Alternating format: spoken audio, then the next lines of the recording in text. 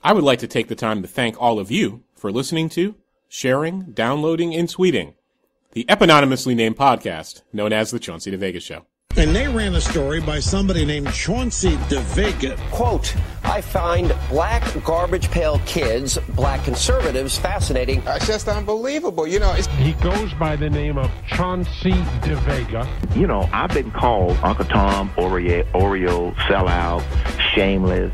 But this is a new one. Well, let's talk now to Chauncey DeVega. As my man Chauncey DeVega of the blog We Are Respectable Negroes says, I have author and blogger Chauncey DeVega here with us. This episode of the Chauncey DeVega Show, I had the great opportunity to talk with Mr. Nicholas Chiles. He's a Pulitzer Prize-winning journalist and author of the new book, Justice While Black. Nick and I sat down and chatted right about the time that the Ferguson decision was rendered. We knew Darren Wilson was going to walk. We knew he was going to be rewarded by his supporters who have already given him probably millions of dollars. He did an interview with ABC after he was found, quote unquote, innocent for all intents and purposes. Lots has been said about and spoken about the gross improprieties of the jury situation in Ferguson, a situation that was so raggedy and amok that Justice Scalia and the American Bar Association, hardly two liberal forces or progressive forces in the United States, said that the prosecutor in Ferguson acted in an incompetent and bizarre way that basically subverted American standards of law and English common law, you know, the laws and principles upon which American jurisprudence are based. As we speak, Eric Garner, his killer, another police officer who, like Darren Wilson, acted grossly in terms of violence, choking to death a man on video, yelling, "I can't breathe." There are marches, there are protests all over the country, and this is so important. It's wonderful to see young folk, especially young people of color, young black youth in particular, who are so often marginalized. So I was actually in downtown Chicago the other day, and I saw folks marching. I saw the police. They had their head-knocking billy clubs out, and I marched with the folks for a little while, and the energy is infectious. I'm so proud of all the folks who are coming out across the color line to say, please stop killing people by the police. Every 28 hours, a black person is killed by the cops in the United States. A young person of color, black person, is at least 20 times more likely to be killed by the police than a white person. That is not justice. But here's the rub, and I wrote about this on ChaunceyDeVega.com, and an alternate also featured two of my essays about Darren Wilson and Ferguson, that it's wonderful to slay monsters. We love monsters, don't we? All right, they make for great stories. For the right wing, racist monsters are a way for them to say, oh, look, racism is a thing of the past, and they're just outliers like the KKK or skinheads. And I think for a lot of folk on the left who are progressives, they like monsters too, because then they can crow about their triumph. And here's the scary thought. And I thought about this as I walk with the folk downtown Chicago, writing about Darren Wilson, writing about now the young brother, Tamir Rice, 12 years old, shot dead by cops in Cleveland, a police department that's been investigated, and the Justice Department and others have determined are basically incompetent racists. We know that black life is cheap, but here's the rub, that Darren Wilson's not a monster. The cops who killed Eric Garner are not monsters. Choked him to death on video. White racial paranoia gaze determines that somehow Eric Garner was the threat and that these people didn't commit murder, even though coroner said the cop who choked Eric Garner to death killed the man. The grand jury lets him walk. This cop had a history of racial harassment, just like the cops in Cleveland had been racially harassing folk, just like Darren Wilson was part of a police department that was basically broken up because of a history of racism and impropriety. That, despite all those facts, those men are not monsters. They are the mundane face of white supremacy and police brutality in the United States. That's it. They are working exactly as designed and as the system wants them to work. And once you start thinking about black life being cheap, and I said this last time too in the podcast, one of the central paradoxes of American life and life in the West for people of color is that black life, and the lives of people of color more generally, but I'm thinking specifically about African Americans because of our experience, and black folks across the black Atlantic as human chattel, that our lives are cheap, but simultaneously they're amazingly valuable. They're valuable on the slave ship, they're valuable on the plantation, they are the fuel for the prison industrial complex and the millions and billions of dollars made by incarcerating in a disproportionate amount people of color and also the poor. So Darren Wilson's not a monster. The cop who killed Eric Garner's not a monster. The cop who killed a 12-year-old named Tamir Rice is not a monster. They are, as has been said about another era in human history not too long ago, sort of the banal face of evil. And I'll own that quote.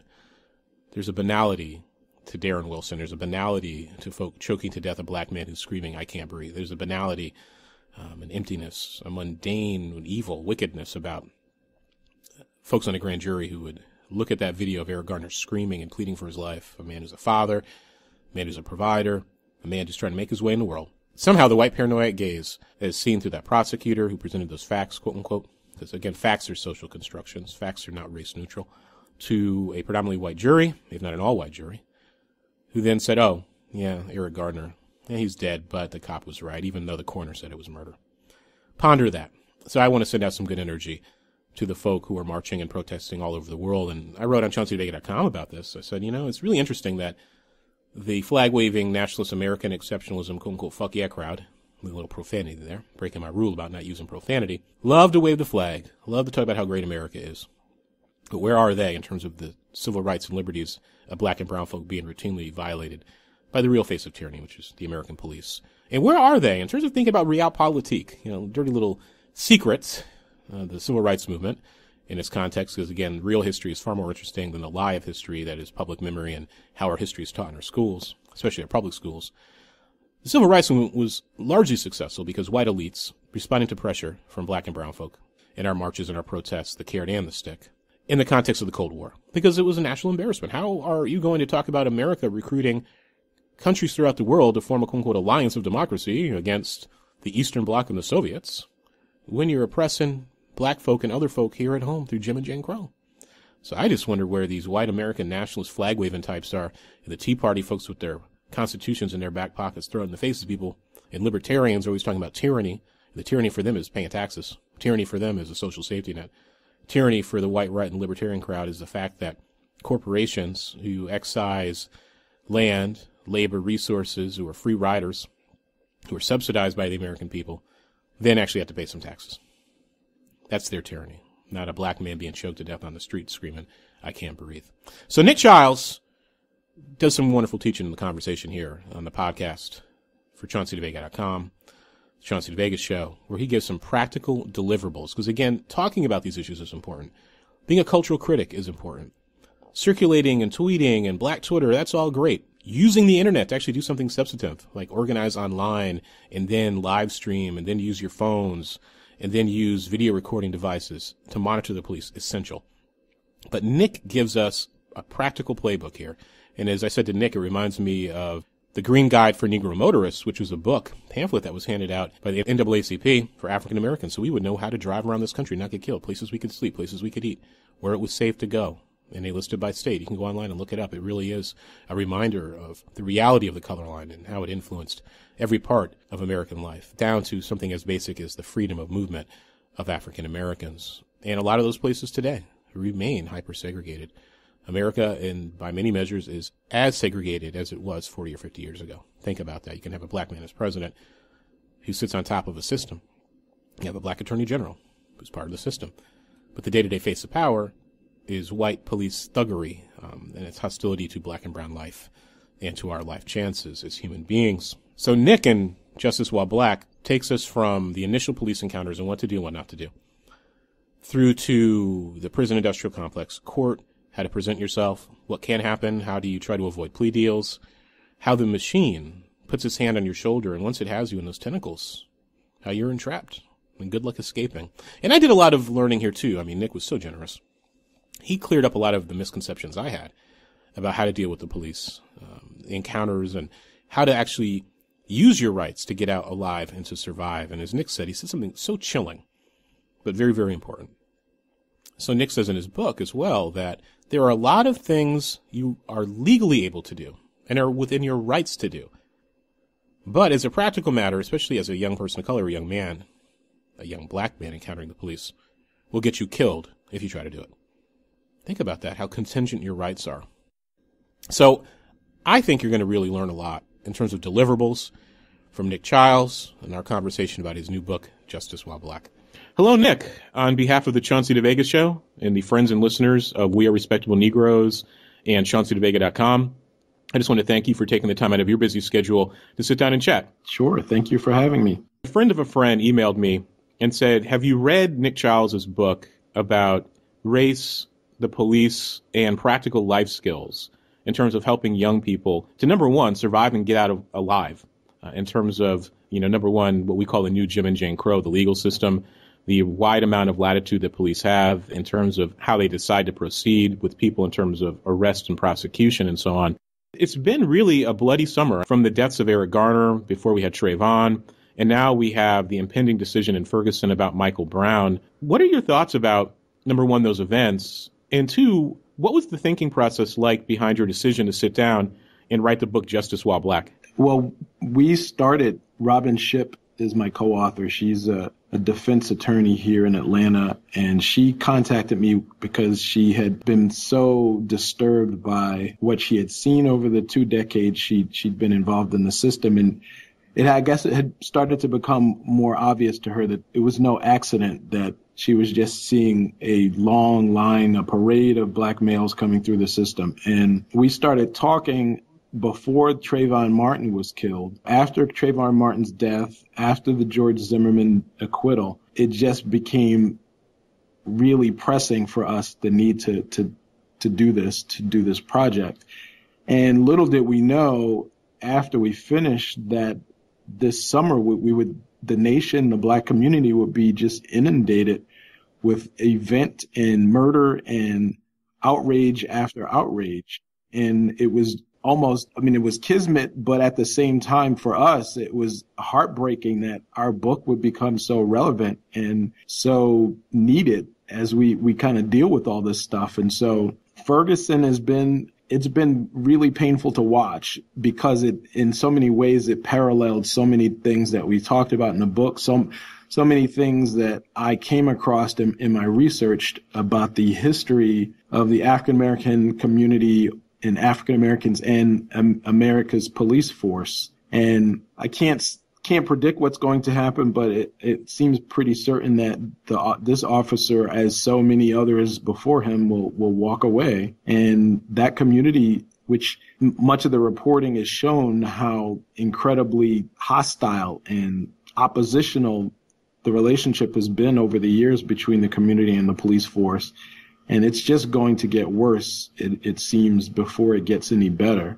But I think that there's a kind of been a national pivot in some ways toward at least turning our attention, our nation's eye at the police force and the police force's behavior, the police force's equipment and response to crowds. All of that stuff has not really happened before when we had these incidents. And so I'm going to place a little bit of hope out there that there may be some substantive changes that come out of this, but I fear that there's going to be lots of pain before we get to that place. Yeah, I just did an interview with Ring of Fire Radio and TV, and I was telling the host, Mike Papantonio, is a good friend, of the website, and he's really been on top of these issues about police militarization. And I said to him, you know what, I'm just shocked that there are folks in the general public who are legitimately surprised, or they act surprised, or they feign surprise, never mind opinion leaders, when you see time and time and time and time and time again, young black and brown men who are unarmed, who were killed by the police under very suspicious circumstances,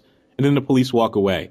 So as you sat down, in your travels and talking to folk and doing media about the book, communicating with different audiences, what is your instinct? You sat down, you've done the research, you worked with your co-author, you have the experience, you have the data, you have the scholarship about this huge divide and experience between many white folks in white America and black and brown folks who, for the most part, have accepted and understand this is not a fait accompli, but as just a perennial condition of the color line here in America. So when we see otherwise well-meaning, smart, intelligent, good white brothers and sisters who take care of their grandmas, to dogs, raise their kids, care about their communities, actually act surprised by this, is it just willful naivete? Is it failing schools? Or is it like this delusional blanket that folks have wrapped themselves around?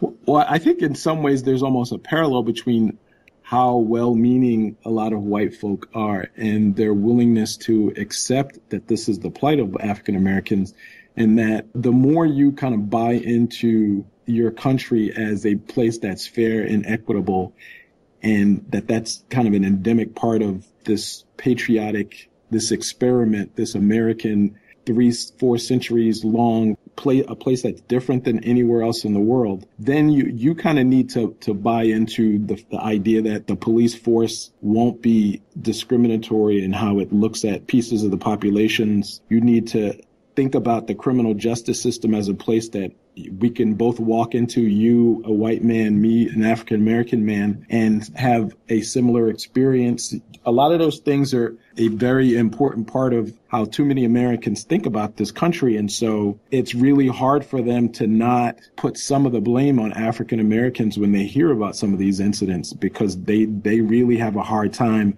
buying this idea that perhaps that guy, that cop down the street, or the dad of one of my kids at school would do something that is so blatantly racist or harmful to some other member of the population merely because of their skin color. And so I get a lot of people who kind of fight me on this idea, and they want to come up with a long list of reasons or possibilities for why something happened to me or to another African American aside from our skin color, because it's really hard to swallow that at the same time as you buy wholesale this notion of what America is. You know, the myth of meritocracy. So you can't have this a la carte citizenship where you just like the good stuff and you don't like the bad stuff. And then you have a media that, as you write about in your book and others have commented on, that reinforces a narrative of black criminality. So you have a situation where even when the evidence is obvious, the default position for a lot of folks, you know, unfortunately, this is the other side of the color line, is that young black or brown man must have done something to provoke the cop. There has to be some reasonable expectation that the police would shoot somebody 41 times.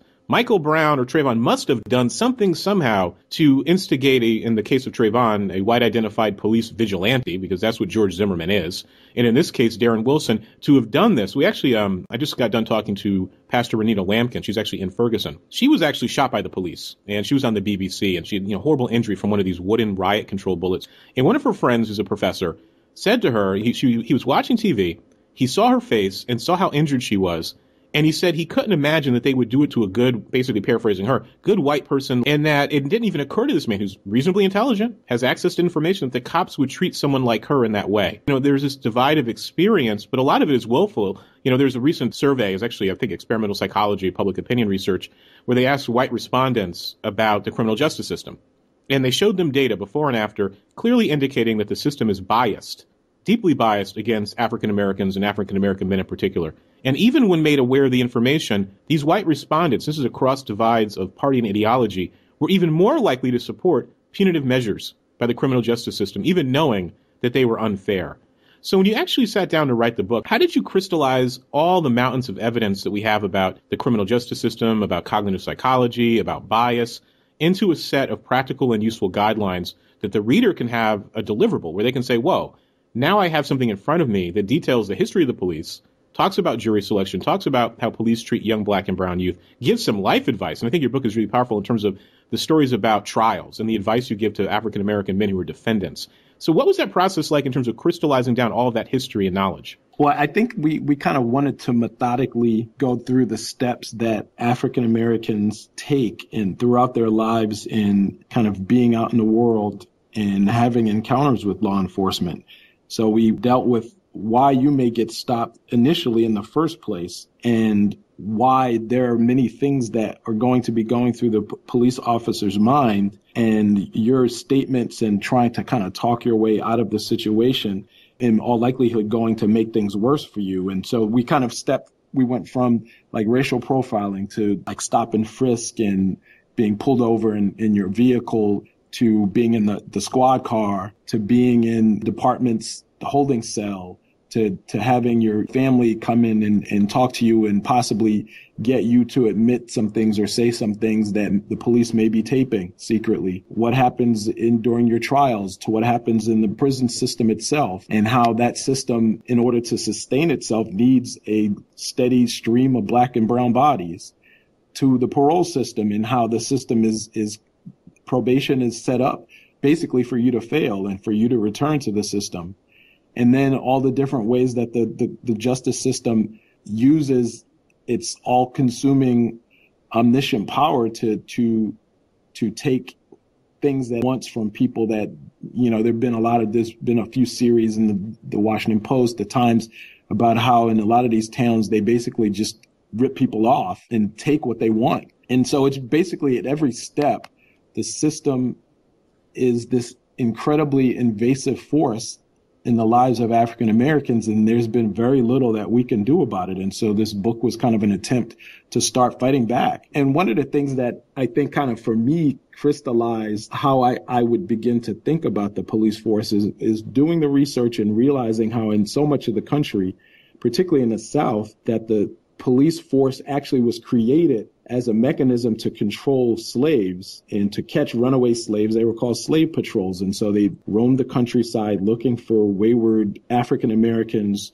who they might presume would be escaped, or if they weren't, they would need to answer to this force. And so early on, that was the definition of a patrolman in this country in a lot of places was someone whose job was to track down African Americans, to control African Americans, to keep African Americans away from the good white folks who, when you do research in the slavery years, you realize how much fear there was throughout the countryside because the white population in most places was severely outnumbered. And so when white people thought about this brown population in their midst, those thoughts were usually accompanied by terror. And so that is the foundation. That is the way that our brains in this country initially began to think about the relationship between the white and the black population. It was fear. It was intimidation from one side to the other, and this idea that if we don't control them, then they're going to hurt us. They're going to hurt our women and children. And so we must do everything that we can to keep our foot on their necks. And so you slide into Reconstruction and then the creation of Jim Crow. And then a lot of these slave patrols morphed into the KKK. And so police forces that were then paid in a lot of these towns were the lower classes amongst the white population. They were then kind of used to create an actual police force where they were given uniforms and so forth.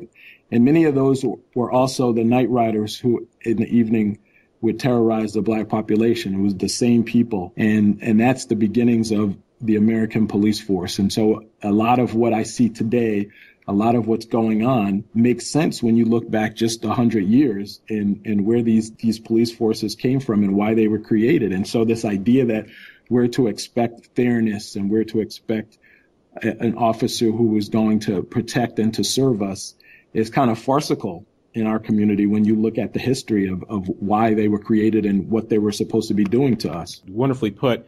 You see this in the mainstream media all the time, and I try to push back against it, and I'm sure you do as well, the idea that racism and white supremacy in this country are anomalies, that racism is some unknown. And I was like, no, we have a ton of empirical evidence, historical evidence, and other evidence to tell us that this, in a lot of ways, the color line certainly has shifted and changed, but we shouldn't treat each case as an isolation, as, oh my God, there's a moment of temporary outrage. How could this happen? You go about as business as usual. And going back to the police example, that, as I said, a lot of folks don't understand the history of the police in this country, as you pointed out, is really, as you said, with modern slave, they were the original slave patrols. Modern police forces can trace their origins to these, as you pointed out, these sort of irregular forces that were the dividing line to protect white property and slave owners and other white folks because they're invested psychically in white privilege and white supremacy.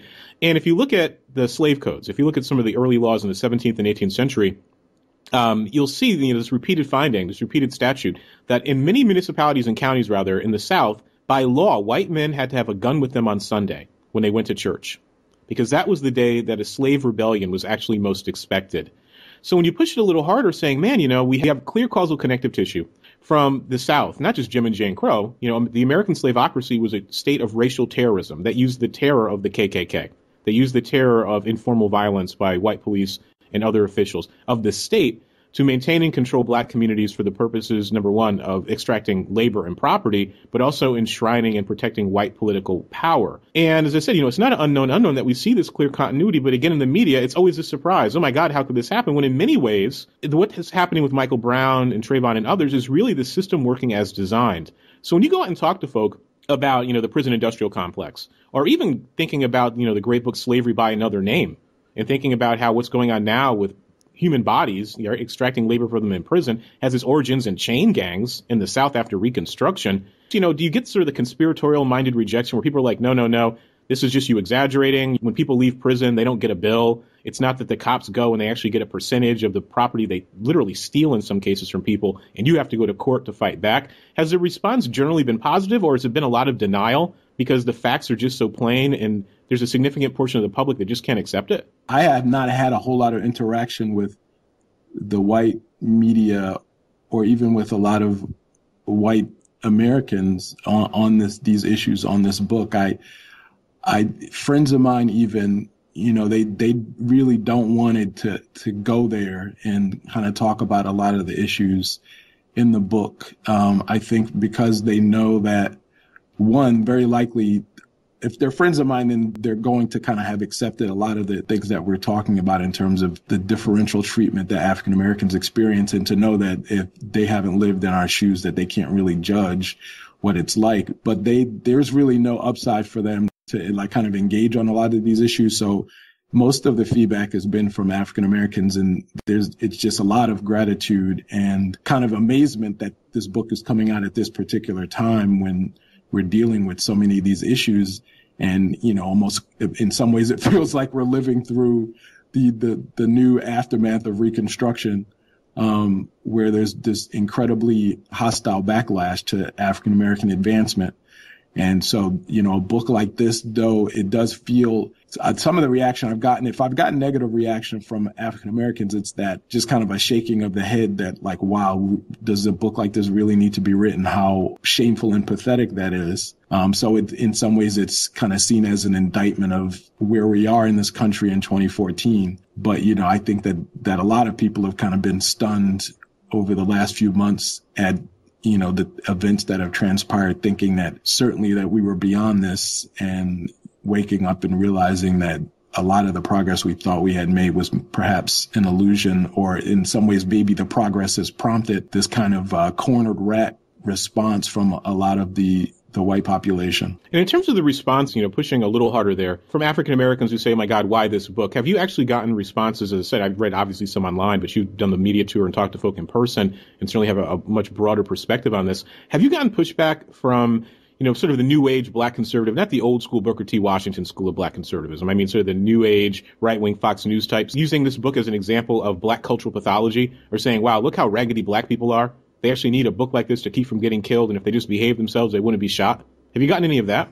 No, I haven't gotten any of that. I mean, I think that the events of this summer are kind of a hard slap back at that thinking, that ideology. And I mean, I saw there was a piece that a writer, Lawrence Otis Graham, wrote that, and it was kind of passed around amusingly amongst a lot of my friends, because my wife and I were writing books at the same time as he had started his book writing career, like in the early 2000s, the late 90s. And so we came across him on book tour a few times. And, even then we were kind of alarmed by this, what felt like the delusionary lifestyle that he had created for himself, and that he was living in this bubble, thinking that he was protected by his money and his things, his stuff.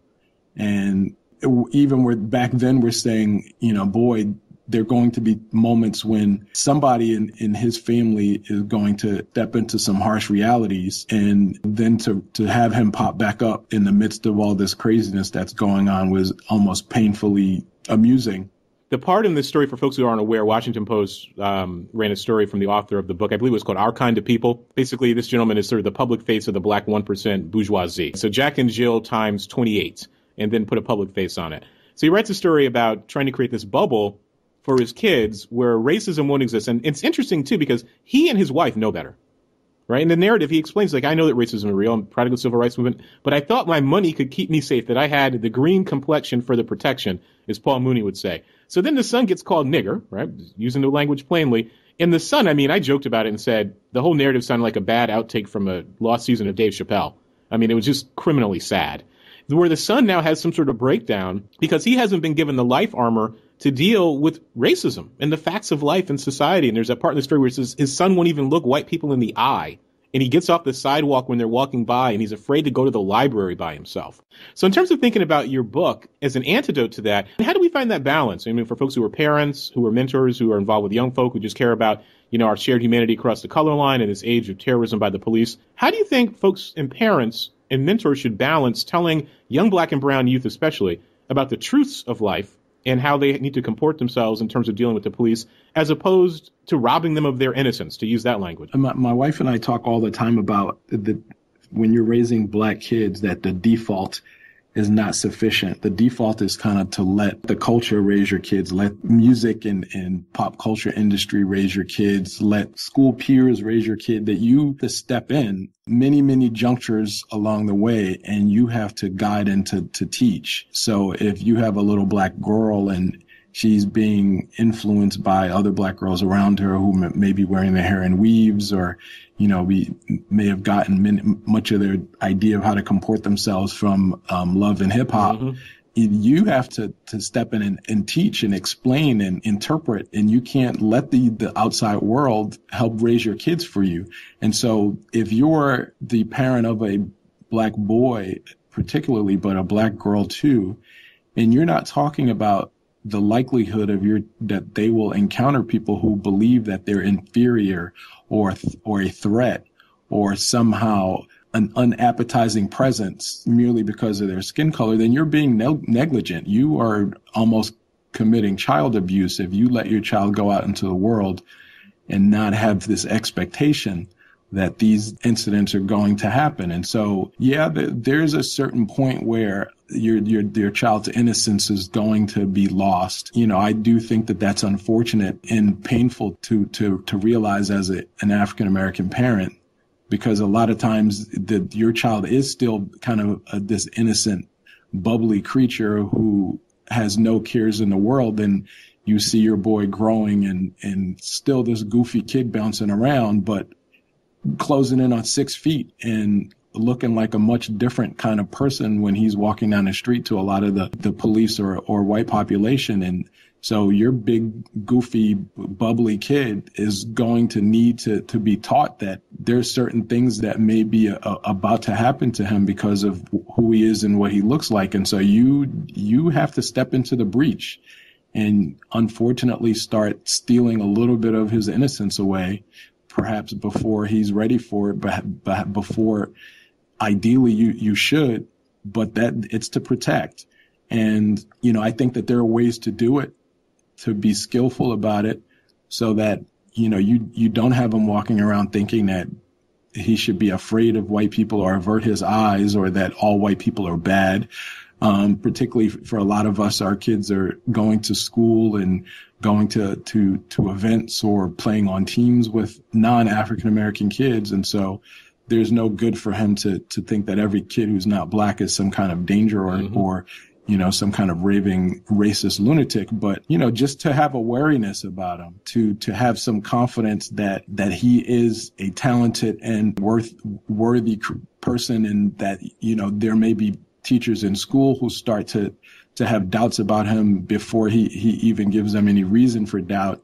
And so those are the things that are going to kind of chip away at him, try to suck parts of his soul. And if you don't fill that soul up with a lot of good and strong things that are going to serve him well and kind of get him through these storms, then, you're going to look up at age 17 and he's going to be a different person. Incumbent upon us to step into that breach and to continue to talk to our kids, our boys and girls, about the many things that they're going to come across. Because if you let the outside world do it, then the consequences are possibly going to be severe. Not saying that bad things will happen to them, but their confidence, their willingness to take chances, to go out there and kick down doors, a lot of that will have been chipped away. I mean, how do we find the balance? Because I can imagine someone listening to our conversation, they download it, they hear us talk about this and some of the other topics we're inevitably going to hit on, and they say, well, Chauncey and Nick, they're playing this black respectability politics game. They're blaming the victim. We shouldn't live our lives according to the white gaze. You're disempowering our kids. And they said, they do the whole Geraldo Rivera. If he didn't have his hoodie on, he wouldn't be killed. Or just wear a suit all the time and he won't be shot dead. Well, that is, again, in the face of history, because in the black freedom struggle, black and brown folk were wearing their suits and still got beaten and shot. And we could certainly recite the panoply of our own personal examples, I'm sure you and I, about the African-American professional class and working class strivers and others who were minding their damn business, comporting themselves properly, and were still picked up by the cops, harassed, bullied, ticketed, and locked up.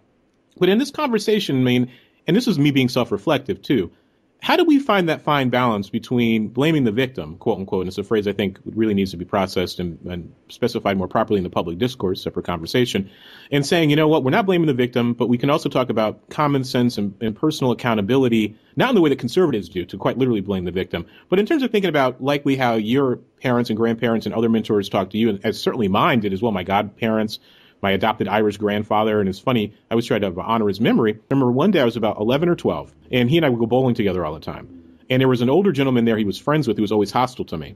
And he sat down next to me in the car. He was giving me a ride home, and he said, Chauncey, you need to understand as a young black man, he said, I'm 75 years old now, that there are people who are not going to see you for the person you are. They're only going to see the color of your skin. And he's like, I'm a white man telling you this. And the sooner you accept that fact, the better off your life is going to be. So how do we find that balance in terms of thinking about how we have these conversations within the black community, especially with young black people? Well, so much of the conversation for African Americans comes back to self-preservation. So when you're a parent, that is the thought that is paramount to you, that you want your kid to arrive alive. And that is the kind of the underpinning to so much of what we were writing in the book.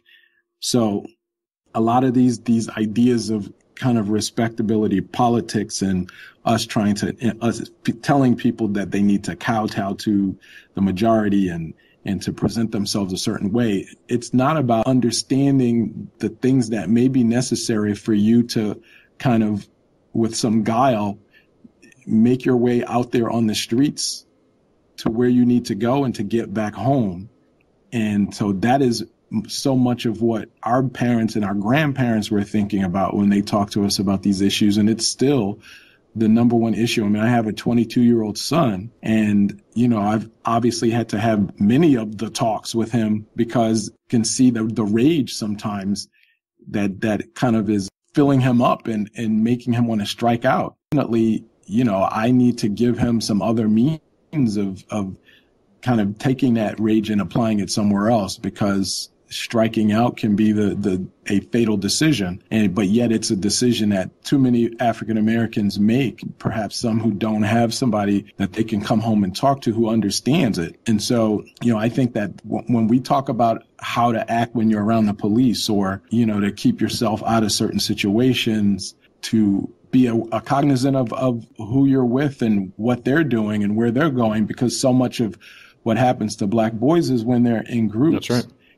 And you may not be aware of like what the agenda is of like the homeboy sitting next to you in the car. So they pull out some weed, or you know, they're going to meet somebody. Or they have a gun, or they, you know, you driving a criminal around, you all catch a criminal conspiracy charge. Exactly. So everybody in the car is caught up in, you know, with the same charges, even though you may have been completely innocent. And then, you know, they may come at you with some kind of plea bargain, which may sound enticing. But part of that is that, you know, you stay out of trouble for 5 years, and, you know, next thing you know, 2 years later, you're caught up in the same situation. And then, you have something, you know, there's a little hit here on your record.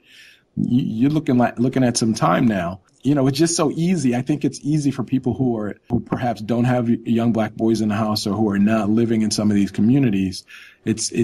It's easy to think that, you know, well, if you just stay on the straight and narrow, you don't get into trouble, then, you know, what's the problem? When I was doing research for this book and talking to my co-author, and she just was recounting story after story of good, decent, honorable young boys who just got caught up into craziness because of no fault of their own. And the one fateful night hanging out with the wrong guys, or being in the wrong place, and their lives change, and they really were not at fault.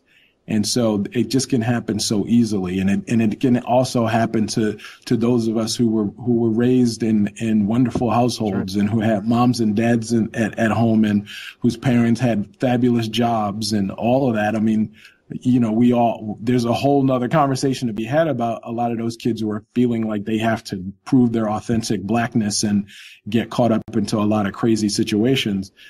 So it can happen in any household. And I think that's one of the things that was the hardest for me to hear when I was working on the book, that it's really hard to protect your child.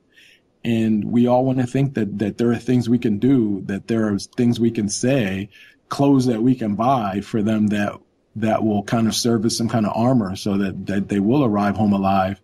And even that, I mean, you could be walking to the store to buy some iced tea, and, next thing you know, your life could be over. So it's hard to swallow this idea that we may not be able to protect them 100%, but there are things that we can do to even if they do get caught up into something, to make sure that at least they don't lose their lives over it. I'm thinking too about, all those practical common sense issues. So certainly maybe it's lack of intergenerational memory. Maybe it's a question of social capital, access to resources. Maybe some folk are caught up with black hyper thug masculinity, so they act like young knuckleheads. And even then, black and brown knuckleheads get punished a hell of a lot more than white knuckleheads.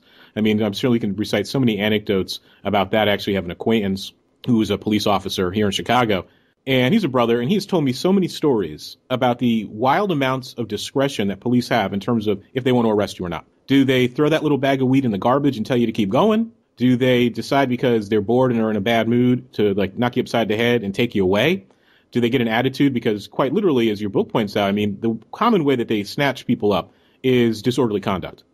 Do they decide that you have a bad quote unquote attitude and then use that, and now you're caught up in the system? And now you take a plea, and now you can't get a job, and now you're caught up in this other cycle. So I'm sure in terms of talking to folk about the book, and as I said, I love the podcast and talking to the interesting people here on the Chauncey DeVega Show. In terms of thinking about the people you met and the stories they told, as I said, I can certainly share about being followed by the police. There's a State of the Black America on C-SPAN a few years ago. They had that conference, and Brother Dick Gregory, I don't know if you saw it, he was talking about being stopped by the cops. And he said, I'm famous and I'm rich, and my hands are still shaking when I see them coming up behind me because I'm afraid they're going to find something. They're somehow going to get me for something I didn't do. So in terms of that sharing, and I wrote on the website about they had the NATO meetings or the G6 or G7 meetings here in Chicago, and I was rousted by the police for sitting on a bench feeding birds. And if I didn't have the home training and comportment, I happened to be on the phone with a friend, and I told my friend, tell my mother what's happening. Here's where I am in case they disappear me on one of these 48-hour Homeland Security deals. And the cop/security guard became even more antagonistic when he realized I knew the law. Because I told him, I'm not going to tell you anything. I didn't do anything. And you don't have the police authority to stop me. But then I realized this is a discretionary thing. And if I don't watch myself, they're going to get me just out of spite. So in terms of the story, what was one of the most poignant or one or two of the most poignant stories where you just shook your head and said, oh, my God, everything went wrong that could go wrong? There was a case that Robbin Schipp had where I think a boy was actually, he was literally driving home from his college graduation, and he had some weed in his car, and he allowed them to search his vehicle. So he was pulled over, and and it's we write in a book that they have to have probable cause, right, which they usually don't, and that you can say no, that they can't search. Of course, sometimes they may still search, and then it may be up to a lawyer to get it thrown out. But he allowed it. And they found the marijuana, and suddenly, and the ironic thing is, I think it was in New York, which now has been changing the law so much that something like that is no longer even going to become a felony. And it just kind of because of the timing of it when it happened to him, he had a job that he was about to start, and he lost the job, and she said when he came to see her, he just seemed so lost. And it was just kind of a painful realization that it just can happen so quickly and happen so easily to any of us. And, I think that every system works as it was designed to work. And you kind of made a reference to this earlier. And so, when we look at how credible proportion of black males in the criminal justice system, 2 million, it's like 800,000 black men. And, when we think about the idea that a system could have such a disproportion in its application, it's very easy to fall into conspiracy theories, but there's no other conclusion that you could come to, that this is what the system was designed to do, that it was created to do this very thing. I mean, it's the same thing with the education system, the same thing with the housing system. And so when we start looking around at all of these different systems, institutions that control our lives, and we invariably are the group on the bottom, there's nothing else to conclude but that was the way that it was supposed to be. I mean, when you see that systemic inequality, as you said, schools, healthcare, access to educational services, as you said, policing, it's institutional white supremacy that's acted out in a post-racial age with a president who happens to be black. It's something out of a dystopian science fiction novel or something that would have been written by George Schuler after he wrote Black No More. It's really so surreal. But as you said, we have this obligation to sit down. I've done mentoring and outreach with young Black and Latino youth. And I'm always surprised. As I said, I don't feel that much older than so many, closer to 40 than 30. But you get a lot of our young people who are getting the proper home training, who are being told what to do, but succumb to pressures from elsewhere, popular culture, their peer group, like we all did. I know I was a knucklehead when I was a teenager. But then you get these other young folk who look at me like I'm from Mars when I give them the advice to say, hey, be mindful of who's in the car with you, because you're going to get the conspiracy charge. If a cop stops you, shut up. Get an attorney. Don't tell him anything. Be polite, but don't tell anything. And I'd be very curious about your thoughts about this too. I was advised as a teenager and also in my early 20s by more than one person who knows more about this stuff than I, that if a cop ever stops you while you're driving and you've done nothing wrong, it's a pretext stop, roll the windows up, tell them you're calling the 911, you're afraid, and they need to send a sergeant or supervisor because you don't want them to plant something in the car. I mean, so are we engaged in sort of a failure of mentoring? And what do you think practically about that sort of advice? What are some concrete things you would tell young folk? Number one, am I crazy with that life mantra, never letting the cops in the car? And number two, what are some types of advice, as I said, deliverables, crystallizable things that our young folks should be taught in terms of how to survive on the day-to-day when dealing with the legal system and the police? Well, one of the things that unfortunately is very true about encounters with the police is that there are many things that are within your rights to do, but is that going to be wise Sure. in terms of remaining safe and alive? So we start seeing a lot of these dashboard cams and cameras or video that people are taking. A lot of times what happens is that the situation quickly gets escalated and the police feel threatened or that their pride is at stake or something kind of sets them off and they start taking extreme action. So while it may be true that you could roll the window up and try to get some other officers on the scene who have more seniority, that's not necessarily going to stop this guy from smashing in your window and dragging you out of the car, and possibly doing even worse. My co-author Robbin Schipp has a lot of experience in kind of dealing with guys who gave police a reason to escalate the situation. And so her advice would be to do what the police tell you to do, to be calm, to remain calm, to not give the officer a reason to think that you're agitated, that you're trying to hide something, that it might fly off the handle and do something to him. I think that she would say that rolling up the window and refusing to deal with them going to probably escalate the situation very quickly and, cause him to take matters into his own hands. So, yeah, I mean, unfortunately, you're going to be vulnerable to, what kind of day this guy is having and, his willingness to possibly kill you, kill you or take some of his frustration out on you. But, I think that it's probably wise to maybe turn your phone on to try to record the encounter and then to do what he tells you to do, to try to politely explain your rights. That, no, officer, I don't give you the permission to search my car. I ask that you call somebody else to the scene. Why are you pulling me over? Remain calm. Express yourself in very calm language, even though in that situation, the thing that you most want to do is scream and yell. But a lot of times that your anger comes off is kind of fear or agitation and, will give him a reason to claim that he had reasonable suspicion that therefore then he had the right to do whatever it is that he's going to do next. Is it your instinct that many police are just generally poorly trained and incompetent? And you add that with perhaps, many of them are clearly on steroids. And you add that with a lack of proper training in terms of how to process stress. I know a lot of psychologists in the aftermath of the Michael Brown shooting have said police are poorly trained in terms of dealing with the day-to-day stress of their jobs. So they become easily agitated and they see everyone as a potential suspect. And then you add incentives in terms of confiscating property or, male or female, masculine ego, where how dare you speak back to me? Because on one hand, it's like, man, how do we end up in a situation where citizens are punished for exercising their rights? And going back to the Michael Brown case, as I said, this is about the power of police unions too. And I don't know, and you can correct me if this is across the country because of their power, that when a police officer shoots and kills somebody, they're typically not tested on the spot for drugs or alcohol or steroids. They get a 24 or 48 hour hold if they're even tested at all. Scales are horribly weighted in terms of police getting a pass in terms of their violence. Do you think it's incompetence plus racism plus something else, or is there no comprehensive explanation for why they behave this way? During some of the research that I did and stories that I wrote around the Michael Brown case, I came across some interesting statements and some pieces that had been written by law enforcement personnel.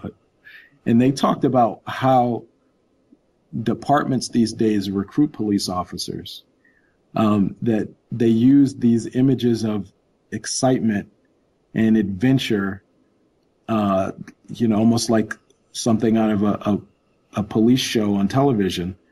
And so you pull in a certain type of kind of testosterone fueled male who is looking for that kind of experience, who's been playing a lot of video games and thinking like, oh boy, I'm going to get a gun and have some fun.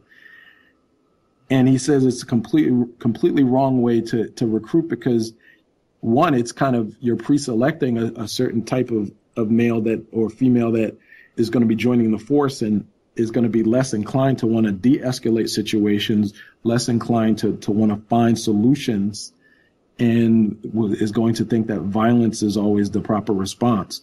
And so I think that it's training, it's perhaps a pre-selection of a certain type of male that, that you're dealing with, this need, this desire to want to always kind of be in control of the situation and not allow this idea of kind of some balance to enter in. So like in the Eric Garner case in New York, when you look at something like that, you just wonder, like, what was the officer's goals in very quickly putting the guy in a chokehold? Was it really necessary for them to so quickly escalate it and to resort to violence? If the idea was to get this guy off the street or to get him to stop selling, they didn't have any evidence that he was selling cigarettes. Yeah, and it's just a nuisance charge, and they could have ignored it too and just gone about their business. They gone about their business. In New York City, you see people doing ridiculous, possibly close to criminal activity all the time, and cops just turn the other way. But in this particular case and in many other cases involving African-American males, suddenly the behavior is a threat, is a reason to engage instead of to keep going, to keep moving. And, I think that there's probably some training in this idea of, the broken windows theories, and, we have to crack down on the smallest bit of misbehavior in a way to prevent, the bigger things happening later on. And so that idea has been inculcated into the minds of police officers in New York and a lot of other places where crime has plunged. And so these big cases that, officers used to be dealing with, that stuff's not happening anymore. When I was a reporter in New York City, I remember at New York Newsday one year where the number of murders hit 2,000. Wow. And we did a graphic on the front page, like a tiny little pictures, or actually it was inside on every single person who was killed. And they're down to less than 400. It's just an enormous change in the way that these cities look and operate. And so to kind of replace the big stuff that they used to investigate and to look, to prevent, now they're dealing with a lot of petty crime. Cops 20 years ago would have scoffed at, would have laughed at, would have let go. Some people would say, well, at the time the city had this feeling of lawlessness, now it feels like, a much safer place. Part of the reason why a lot of the antagonism exists is because it feels like harassment now, because it's like, I wasn't really doing anything wrong, and now you're bothering me. You're stopping and frisking me for no reason. That's only going to make things escalate and make things, the relationship between these cops and these communities, incredibly tense and hostile, and that's not going to help anybody. Yeah, there was an article in the Boston Review a few months ago, and they talked about the concept of custodial citizenship. And in that piece, they cited some data, and her conclusion was that white folks who are guilty of crimes have far fewer interactions with the police than black people who are innocent. If you're black, just minding your business, innocent, you're more likely to be harassed by the police. And then you think about how that can spin out of control and ruin somebody's life. They end up in jail, perhaps dead.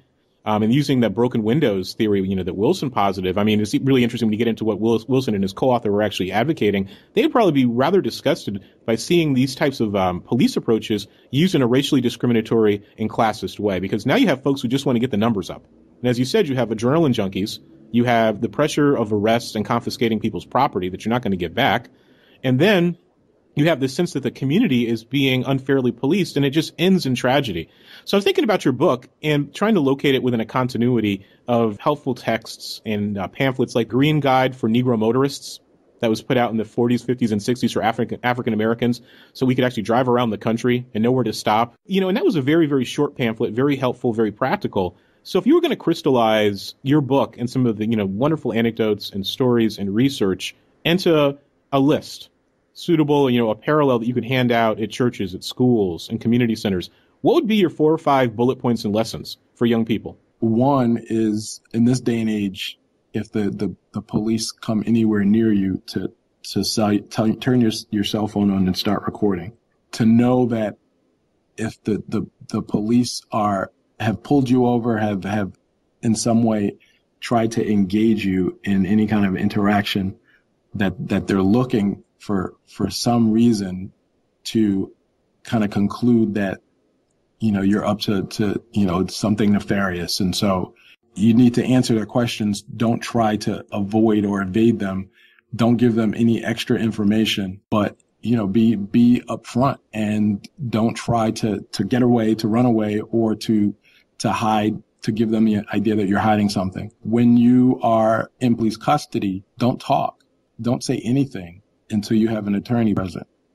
That is probably the number one piece of advice, to come out of the book, is that you have to have an advocate with you, because once you're in the system, it's like the system's like human flypaper.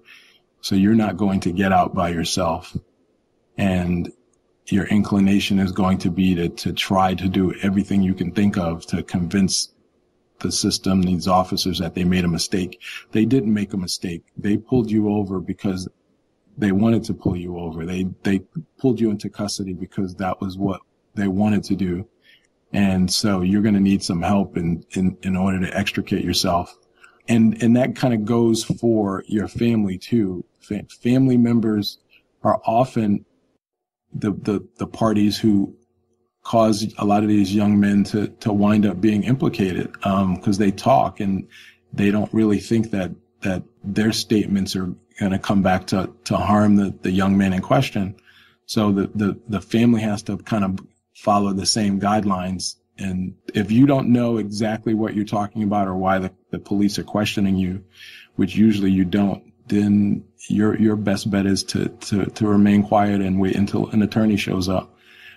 And then I think that the last bit of advice is to a lot of our colleagues and associates are going to wind up being the reason that we get into some of these predicaments. So just always be aware of who you're with and what they're doing and kind of what their intentions are. And if somebody comes into the gathering, into the circle who you don't know, then maybe the best thing for you to do is to check out that night and to go off by yourself and make it home and kind of live to see another day. Because I think a lot of times, the excitement of kind of hanging out with your homies and seeing what the night leads to. And if you don't know all the guys in the circle, and sometimes even when you do, that's when bad things start to happen. So you kind of have to always be aware of who you're with. I mean, we don't have the luxury, as my parents and godparents and other folk told me, of being young and stupid, because you don't get the benefit of the doubt. I'm thinking about that young African American. He was late teens, early 20s, who was just killed because he was dressed up like a character from an anime, and the cop shot him dead. I remember my mother would never let me, and I did it anyway, young, being a kid, play with toy guns in public. He's like, you can go over to your friend's house and play in their backyard, but don't walk down the street with a toy gun because the cops will kill you. And I don't want to have to. And I would say, no, you're exaggerating. It's the 1980s, early 90s. This stuff isn't going to happen. It's the civil rights movement was so long ago. You're just old fashioned. And lo and behold, her wisdom is true and right.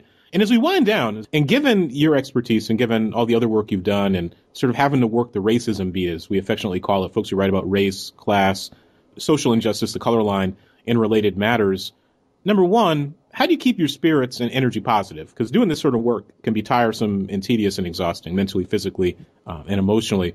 And an unrelated question, but still one very important. What is your reaction to TV shows like The First 48 or Cops? And in particular, The First 48, because, I mean, it really is pornography for the age of incarceration. When you see these young black men predominantly, the way they cast these shows, who are arrested, suspected of crimes, and they're recording them, and they're telling all their business. And inevitably, they end up snitching on each other or even being quiet, and they all go to jail. Do you just turn the channel, or you just shake your head? Or, I mean, is it just stupefying? I can't mess with shows like that. It saps my spirit.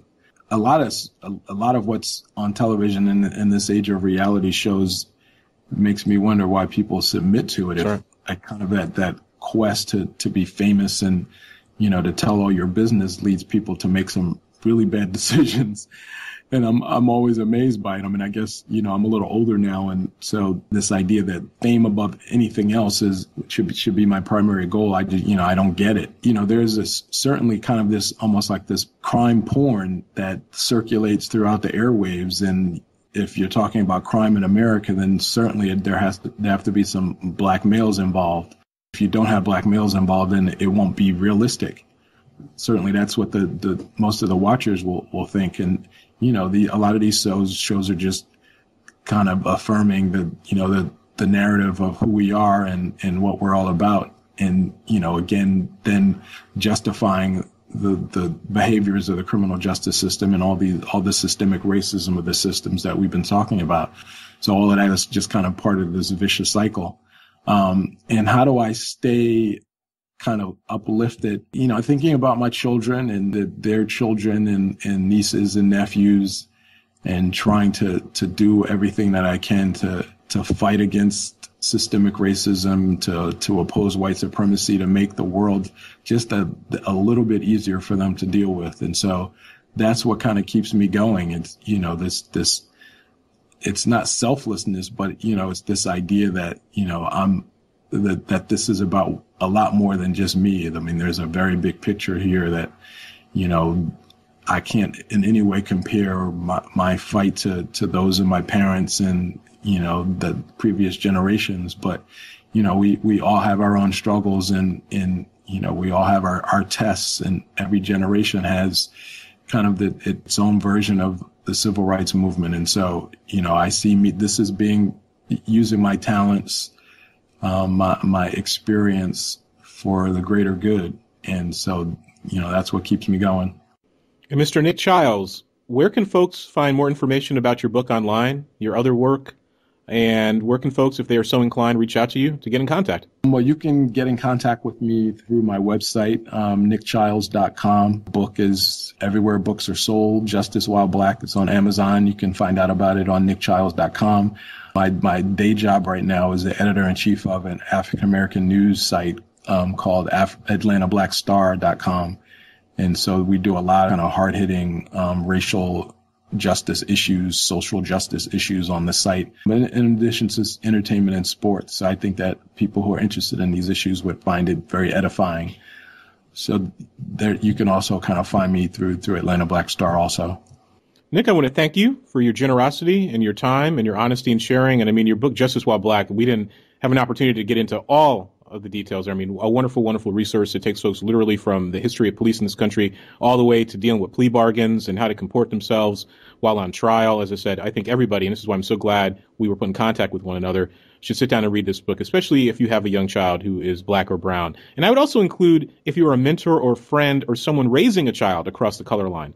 Because we have a lot with interracial adoption and the way that social networks have changed. We have a lot of our white brothers and sisters who are raising black kids too. And they need to have this information as armor for the types of things that their children are going to experience. So Nick, I just want to thank you one more time for being so gracious and so generous. This was a great discussion, really deep in substantive discussions like this, kind of also helped me keep going and knowing that there's somebody out there listening or somebody out there reading. So, thanks for the work that you're doing. And thank you. That was great.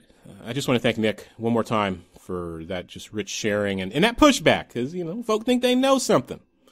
I'm up here going to be locking the doors when the cops come and telling them they can't search the car, and they're going to break the window open and lay me out on the street. So I'm going to make sure I get that through my friendship and social networks and all the folk who received similar advice about what to do when the cops stop. And here's my own hard-headed stick-to-itiveness, as some of my friends have pointed out. I know that advice, I know that wisdom, and I'm going to have to bite my tongue when and if the police stop me. Because my inclination will still be, I'm an American citizen and I know my rights, and you need to call a supervisor. And then that cop going to knock me upside the head. Isn't that the paradox that Nick pointed out so brilliantly? You have your rights, but going back to a very famous Supreme Court decision, black folks have no rights that white people are bound to respect. Driving While Black, essential book. The racism beat can be tedious, it can be tiresome, even as much as it is important. So next week here on the podcast, change of direction. A very fun change of direction. I had a wonderful conversation with Jason Calavito. He is a professional skeptic, historian, anthropologist, as he jokingly says, xenoanthropologist. And he and I sat down and talked about ancient aliens, legends of gigantic humans who populated America, Atlantis, Afrotopian dreaming, white supremacy and their fantastical obsession with Vikings and the founding of America. Jason is cool people. I reached out to him. He is very prominent in terms of his writings and interviews. He's been in many documentaries, and he's had some fun entanglements, so to speak, in fighting back and pushing back against white supremacists and their fantasies about the ancient world and ancient aliens and extraterrestrials. And as someone who grew up listening to Art Bell, the great Coast to Coast AM, and now it's on with George Norrie, interesting, but not the same. It was a natural conversation and one that I so very much enjoyed. And I think all of you folk out there who are ghetto nerds, maybe even those people who watch those ancient alien shows, or my black brothers and sisters who are drunk on Afrocentric dreams of black folk from outer space and Africans discovering the new world before Europeans, and I put discover in quotation marks because how can you discover a place where there are people already living? We'll enjoy the conversation. Jason was generous, he was kind. As I said, that's my way of lightening the tone here. And we've got so many wonderful people. I got a big surprise coming up in the next few weeks, fingers crossed. And Nick, we talked to this week on the Chauncey DeVega Show, kind guest. Jason, another great guest for the next installment of the podcast known as the Chauncey DeVega Show. And as I said on chaunceyvega.com, we're going to do a twofer. So you're going to have on Tuesday, Nick Chiles talking about Justice While Black. And then on Thursday, we're going to have Jason Calavito talking about ancient aliens and Bigfoot and his work as a professional skeptic taking on stupidity and foolishness. So it's a nice 2-for-1. And I really try to give folk and bring folk interesting conversations with interesting and smart people. And I love the podcast. I love We Are Respectable Negroes and ChaunceyDeVega.com. I've gotten so much back out of it. But as I've said before, the website and the podcast are labors of love, but they are labor, right? There's opportunity costs involved. Soon we'll be on iTunes, and we're going to have to get a dedicated host we'll be paying for. It's got to take care of all that. The time and the energy. It takes several hours to produce the podcast, never mind the writing for the website, in addition to my own professional work and my own teaching and other responsibilities. And we are in the midst, my best NPR fundraising voice, of our annual fundraiser. We do 2 fundraisers here on ChaunceyDeVega.com and on the Chauncey DeVega Show. One roughly in June, July, and one at December at Christmas time. So I'm competing with your Christmas, Kwanzaa, Hanukkah, and other holiday money. But if you like and value what we do, if you like and value what we're trying to do here on the Chauncey DeVega Show, and as I said, we got some really great guests already recorded and lined up. So the Chauncey DeVega Show, fingers crossed, will now be once a week at least. And that's something I really want to do. I'm so glad and so touched that people reached out and said, yes, we'd love to sit down and chat with you. As you know, I don't advertise on the website. I don't advertise on the podcast. I've had opportunities, people reaching out saying, hey, here's some paid for content, or hey, you want to run some ads? And it's like, no, I want to feel free to speak truth to power in the best way that I can and to have the fun, interesting, and rich conversations I have here on the Chauncey DeVega Show without having to worry about commercials, without having to say, oh, if I say something that's unacceptable, or they're going to pull an ad and get mad at me, is there going to be a business complication? No, I just want to be free for us to sit down at our virtual salon, both on the podcast and also on the website. So if you can and are willing and are able, I know times are tough out there. I'm the worst fundraiser ever because I say take care of your family, take care of your pets, take care of your people. But if you got some gold or silver left over, some ducats, some centavos, as they would say, see if you can throw those in the PayPal link on the right-hand side of the sidebar, ChaunceyDeVega.com. Click that PayPal and throw a brother some love. I mean, that's the positive energy that keeps me going forward, keeps things one foot in front of the other, and I will use that to refuel, to grow and develop the next iteration of what I have been repeatedly urged by folk to do for the website. So we got the podcast, and depending how other projects develop, I'm going to have, fingers crossed, another pleasant surprise in the very near future. So once and again, I want to thank all of you for listening, sharing, tweeting, downloading the epononymously named podcast for ChaunceyDeVega.com, known as The Chauncey DeVega Show. I want to thank our kind guests who have agreed to appear on The Chauncey DeVega Show. I mean, wonderful people. Nick Chiles this week, Jason Calavito next week, talking about ancient aliens and giants and Loch Ness and cryptozoology and the Chariot of the Gods. As I said, you Art Bell fans, check it out. Folks who are Afrocentrists, who have dreams of black folk in antiquity, founding America, and traveling across the ocean. You may get a little worked up, sending some angry, grumpy emails. I'm sure some of the folks who I used to travel with to the Black Man think tanks in Cincinnati in the late 90s will probably be a little upset too, so I'm sure they'll be emailing me saying, what the heck are you talking about? Slurring the late, great Ivan Van Sertima and others. And it wasn't slurring, it was love. It was critical intervention. And certainly the white supremacists are not going to be happy at all when we start to mine and try to figure out their obsession with finding white folk everywhere, be it outer space, or be it in Atlantis, or be it here in North America where they were giants. So there's a wonderful, wonderful conversation next week. So until next time, be well, be safe, and try to speak a little truth to power. For those folks who are out there marching all over the world against police brutality, standing up with the folk of Ferguson, standing up with Garner's family, standing up with young Mr. Tamir Rice's family, that horrible tragedy. I mean, even when I say it, you hear my voice changing. A 12-year-old kid. Remind me of myself out there playing with toy guns, playing in a park, killed instantaneously by 2 thug road cops, one of which was incompetent and fired from his previous job because he was unprofessional, and he still gets a badge and a gun and a pension and $60K and a uniform and a license to kill. So I want to send some positive energy out to young Mr. Tamir and Garner and Brown's families and all the other folk out there who've lost people to the police, who suffered from the police and their thuggery. And if we can go out there and march and support both emotionally and, if we can, financially, because there are funds out there to try to help folk and their freedom struggles and to try to put their lives back together after their loved ones have been taken by the police. So please, can we do that? And the other final point, this is so important, is this is not just about black men. This is about black women. This is about brown folk more generally. This is about the poor. And this is about human rights across the color line. Police brutality is a violation of our human rights and our citizenship rights as Americans, as human beings. And I've said this before, and I hope there's somebody doing this expose. I will bet you that the same things that are happening to black men and brown men in this country at the hands of the police are also happening on our First Nation brothers and sisters reservations in their communities, and also to poor whites. And that's the big story, that this is systemic violence across lines of race and class. And if they can do it to us, they can do it to you. And that's why I hope our white brothers and sisters who are middle class, who are upper class, who are rich, members of the white elite, the oligarchs, the 1% wake up and say, well, you know, maybe for reasons of social stability, we need to rein these cops in because they're going to bring the house down on all of us. Or maybe they don't care because they're getting paid off the prison industrial complex and they know that police militarization is their line of defense against the poor and the working classes and people of color. Just something to think about. Something to think about. So again, thank you for listening to the Chauncey DeVega Show. In our next episode, professional skeptic, Jason Calavito.